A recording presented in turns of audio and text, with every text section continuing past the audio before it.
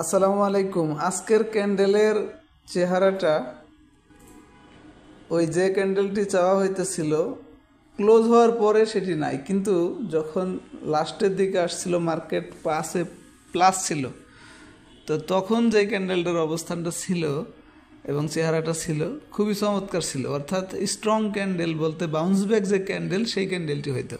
তো লাস্টের দিকে এই কাভারটা দেওয়ার কারণে, পাঁচ প্লাস হওয়ার কারণে অ্যাডজাস্ট হয়ে কিন্তু আপনারা দেখছেন শেষমেশ 2 পয়েন্টের কিছু বেশি মাইনাসেই ক্লোজ হয়েছে। তো সুতরাং ওই স্ট্রং যে ক্যান্ডেল চাওয়া হইতেছে সেই ক্যান্ডেলটি কিন্তু স্ট্রং ক্যান্ডেলটি হয় নাই। তো এখানেও আজকেও বিয়ারিশ ক্যান্ডেল, অবস্থানটা তো নিচে সাপোর্টেই, ইভেন কি 3টা বিয়ারিশ ক্যান্ডেলের পরে এটা ভালো। তবে ক্যান্ডেলের চেহারাটা যদি 5 পয়েন্ট প্লাস হয়ে হইতো তাহলে সবচেয়ে ভালো হতো। এখানে তারপরেও অবস্থান ভালো হইলেও ক্যান্ডেলটা ওইভাবে ভালো বলা যায় না, 5 পয়েন্ট প্লাস থাকলে যেরকম হইতো। আর দুইটা ইন্ডিকেটর মুভিং এভারেজ ও ম্যাকডি দুইটাই তো গতদিনই সিগন্যাল দিয়ে দিছে, সেল সিগন্যাল। তো এখনও সেল সিগন্যালের মধ্যেই আছে, অর্থাৎ মুভিং এভারেজের উপরে মার্কেটের প্রাইসটা 5130 যায়, এটা উঠলে বাই সিগন্যাল আসবে।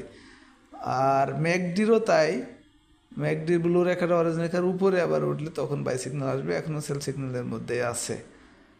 আর ভলিউম একটু কম বেশি এটার নির্দেশনা নাই।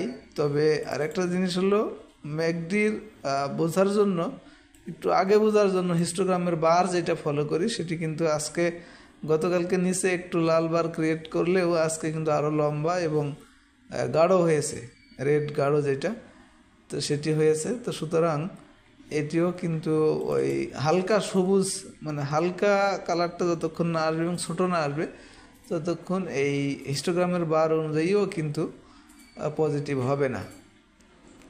এখন মার্কেট 130 অবস্থান করতেছে, এইটাই হলো আপনার সাপোর্ট।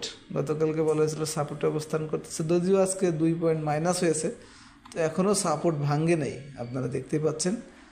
তো দেখা যাক এই সাপোর্টে অনার করে কিনা, সেটা আগামীকালকেই বোঝা যাবে। ওই ধরনের একটা ভালো ক্যান্ডেল হইলে আরও সবচেয়ে বেশি ভালো হয়। আর পরবর্তী সাপোর্ট যদি হিসাব করে রাখেন 5103, এটা প্রতিদিনই বলা হয়। তাহলে ভলিউম, ক্যান্ডেল, চেহারা, অবস্থান এবং হিস্টোগ্রামের বার, দুইটা ইন্ডিকেটর এবং সাপোর্ট নিয়ে আলোচনা হলো। এই মার্কেটেও যে কয়েকটি স্টক একটু মুভমেন্টের মধ্যে আছে, তো বাট শর্ট লিস্টটাও যদি আপনি ট্রেড আওয়ারে পেতে চান সার্চ দিয়ে, তাহলে আমাদের ভিআই মেম্বারশিপটা অফার চলতেছে। 2 বছরের প্যাকেজ 3600 ছিল, এখন 3000। অ্যাপসের উপরেই যে গ্রামীণ নাম্বার, অথবা ওখানে ক্লিক করলে ভিতরে একটা এয়ারটেল নাম্বার দেখাবে, ওই নাম্বারে আমাদের বিকাশ রকেট নগদ আছে, এই নাম্বারে ফোন করে নিতে পারবেন যোগাযোগ করে। তো আমি একটু দেখাতে চাই যে এনগালফিং অনুযায়ী আজকে কয়টা লিস্ট আসলো এবং কী কী। 13টা স্টকের নাম আসছে। এই শর্ট লিস্ট থেকে আপনাকে 1-2টা পছন্দ করে কিনতে হবে। আরেকটা হচ্ছে আপনার বি ক্যাটাগরিজ থেকে রানিং, এখানে 6টা স্টকের নাম আসছে। এখানে গুরুত্বপূর্ণ এবং যেগুলি বাড়তে পারে পরের দিন সেগুলি আসে।